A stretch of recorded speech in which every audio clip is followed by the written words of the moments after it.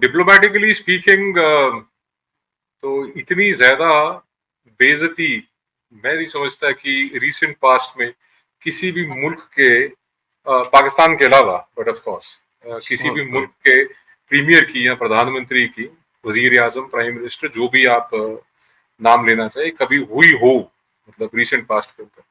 और बड़ा दिलचस्प है संजय जी, और मैं सोचता हूँ कि इसको कहाँ से शुरू करके कहाँ लेके जाया जाए, बिकॉज शिकस्त तो हो चुकी, जस्टिन ट्रूडो की शिकस्त तो हो चुकी, वो वाजे है। वेस्टर्न कंट्रीज के अंदर ही इज आइसोलेटेड। जो 5 आईज हैं, 5 आईज जो इंटेलिजेंस शेयरिंग नेटवर्क है, जिसके अंदर यूएसए, यूके, कनाडा, ऑस्ट्रेलिया और न्यूजीलैंड, 5 आईज में कनाडा अकेला पड़ गया। अब G7 ग्रुपिंग है, जो is a very strong grouping. G7 grouping में कौन कौन है? फ्रांस है, जर्मनी है, इटली है, जापान है, अगेन यूएसए है, कनाडा है और यूके। तो ये 7 मुल्कों के अंदर ये फिर अकेला पड़ गया, 6 इससे एलिनेट हो गए। यहां तक कि ऑस्ट्रेलिया के प्राइम मिनिस्टर ने, एल्बनीज ने बोला चिल, जस्ट चिल, मतलब चिल आउट, क्या चिल आउट, मर गया, जाने दे यार, मतलब तू अपने concentrate on your own work. तो इसमें 5-6 चीजें हम we can discuss. Justin Trudeau की जो हिपोक्रेसी है, कि वो कहते हैं कि जो इट इज हमारे देश के आंतरिक मसलों के अंदर या इंटरनल अफेयर्स के अंदर इंडिया मेडल कर रहा है, जबकि इंडिया को कह लीजिए आप as a nation state, India का कोई वांटेड क्रिमिनल है, कोई गैंगस्टर है, कोई मर्डरर है, कोई इनामी बदमाश है, वो कोई डेजिग्नेटेड टेररिस्ट है, तो ये 5 ख्याति प्राप्त लोग, उनको पाकिस्तान के अलावा जो दूसरा कोई मुल्क अगर दुनिया में है जो उनको पनाह देता है, तो वो कनाडा है। अब तीसरा हिपोक्रेसी, ये रवि शर्मा नाम का एक व्यक्ति भारत से कनाडा जाता है और कनाडा पहुंच के वो बन जाता है निज्जर। तो वो हरदीप निज्जर बन जाता है। वो रवि शर्मा को इन्होंने सिटीजनशिप दी, निज्जर को दी, वो पासपोर्ट किसके ऊपर ट्रैवल कर रहा था, वो फेक डॉक्यूमेंट से कंट्री में एंटर किया, उसके ऊपर क्या मुकदमा चला, कुछ नहीं। और इनके मंत्री, इनके वजीर ये कहते हैं साहब कि ये हमारा सिटीजन नागरिक बना 2015 में।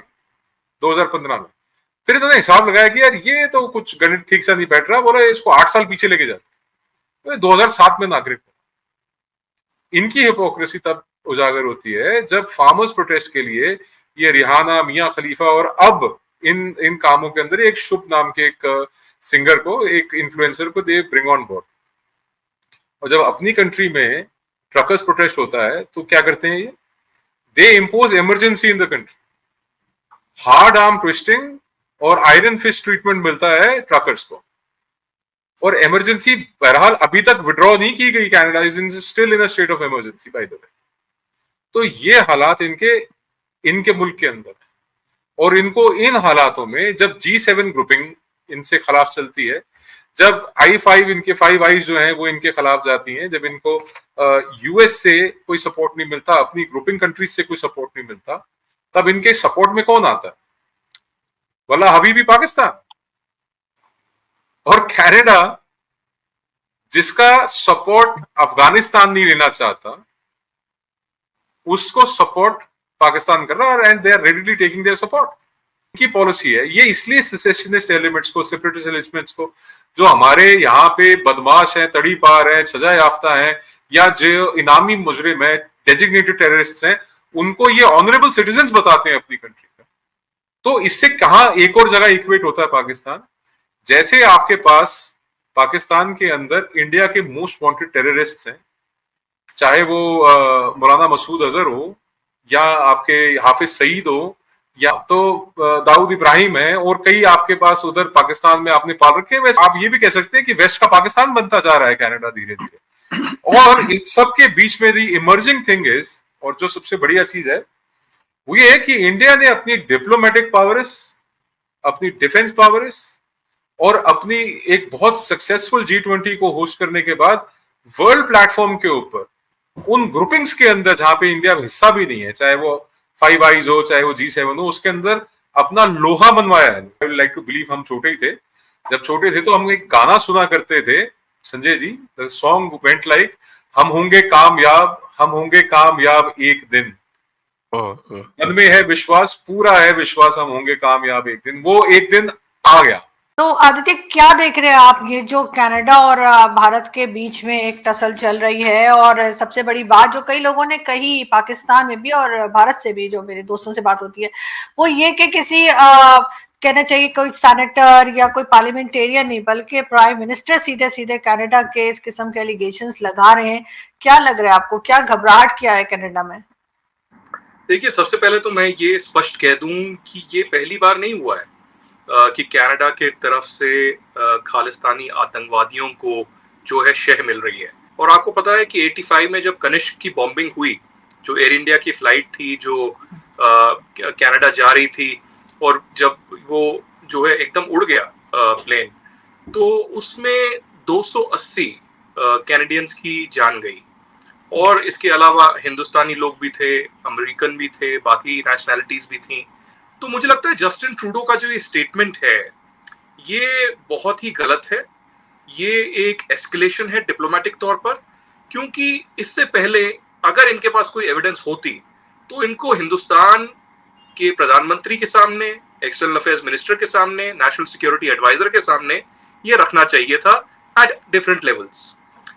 इंडिया और कनाडा के बहुत मजबूत रिश्ते रहे हैं, पीपल टू पीपल कॉन्टैक्ट रहे हैं, बट उसके बावजूद जस्टिन ट्रूडो ने हाउस ऑफ कॉमन्स में, पार्लियामेंट में सामने बोला कि जो एजेंट्स ऑफ इंडिया हैं उनके खिलाफ एलिगेशंस हैं कि उन्होंने ये किया है। हरदीप सिंह निज्जर जो है खालिस्तानी आतंकवादी, उसको मारा है।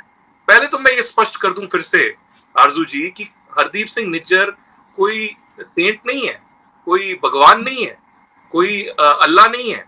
हरदीप सिंह निज्जर गुरु नानक नहीं है, जो उसको दिखाने की कोशिश कर रहे हैं कि भाई वो एक्टिविस्ट था, वो बिल्कुल खून खराबी में विश्वास नहीं रखता था। ये बिल्कुल गलत है। इंडिया के पास कई ऐसे सबूत हैं, हरदीप सिंह निज्जर के वीडियोस हैं, पिक्चर्स हैं, जिसमें वो AK-47 पाकिस्तान में तो दिख ही रहा है बहुत सारे बाकी खालिस्तानियों के साथ। वो ब्रिटिश कोलंबिया में भी AK-47 लेके घूम रहा है और आर्म्स ट्रेनिंग दे रहा है लोगों को ओपनली। और पिछले 6 से 7 साल से इंडिया बार बार उनको कहता रहा, कैनेडियंस को, कि इस पे एक्शन लो, लेकिन कोई एक्शन नहीं ले रहा। और कोई उनको कोई मजबूरी भी नहीं है कोई एक्शन लेने की, क्योंकि जस्टिन ट्रूडो के खुद हाथ बंधे हुए हैं, और यही कनाडा के साथ होगा। लेकिन जो जो ऐसे देश जो बाहर दिखावा करती है कि हम तो डेमोक्रेसी में और इंटरनेशनल रूल ऑफ लॉ में बिलीव करते हैं, लेकिन पीछे आतंकवादियों को शह भी देते हैं और उनको इस्तेमाल भी करते हैं अपनी फॉरेन पॉलिसी की तरह, जब वैसे ही कनाडा खालिस्तानियों को as a foreign policy tool इस्तेमाल कर रहा है हिंदुस्तान के खिलाफ। लेकिन ये ज्यादा दिन चलने नहीं वाला। पाकिस्तान की तरफ से तो खैर हमेशा सपोर्ट रही, मैं कभी भी इनकार नहीं करूंगी, यहाँ से अभी भी बड़ी वाहवाह हो रही है। 26 ऐसे आतंकवादी हैं, खालिस्तानी हैं और गैंगस्टर्स हैं जो मर्डर में, जो वायलेंस में, जो कम्युनल राइट्स में और थ्रेट करने में, किडनैपिंग में, बॉम्ब ब्लास्ट में इन्वॉल्व है पंजाब में और बाकी जगहों में। लेकिन उनके खिलाफ कनाडा ने कोई एक्शन नहीं लिया, ना उनको अरेस्ट किया, ना उनको डिटेन किया, ना उनके PR या सिटीजनशिप को एंड किया, और ना ही उनका एक्सट्रेडिशन हुआ। GA के लिए निकलते हैं, वहां भी बोलते हैं जी हम इंटरनेशनल रूल ऑफ लॉ में बिलीव करते हैं। अगर आप करते हैं इंटरनेशनल रूल ऑफ लॉ में बिलीव, तो एक्सट्रेडिशन क्यों नहीं कर रहे आप? This is a test case for Canada कि आप जस्टिन ट्रूडो, गुरपतवंत सिंह पन्नू को इंडिया के हवाले कीजिए। इंडिया ने तो आपको सारे सबूत दिए हैं। पिछले 5 से 10 साल से पन्नू हर हफ्ते एक वीडियो बना रहा है, हर हफ्ते जो है धमकी दे रहा है।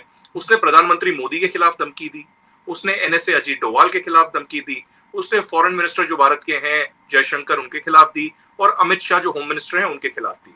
उसके बाद उसने कनाडा में, US में, ऑस्ट्रेलिया में और UK में पोस्टर्स छापे इंडियन हाई कमीशन और इंडियन एम्बेसडर्स के खिलाफ और जो काउंसिल जनरल हैं उनके खिलाफ, और बोला कि किल इंडिया। इसका सीधा मतलब है कि ये टारगेट है इंडियन एम्बेसडर और इंडियन डिप्लोमैट्स।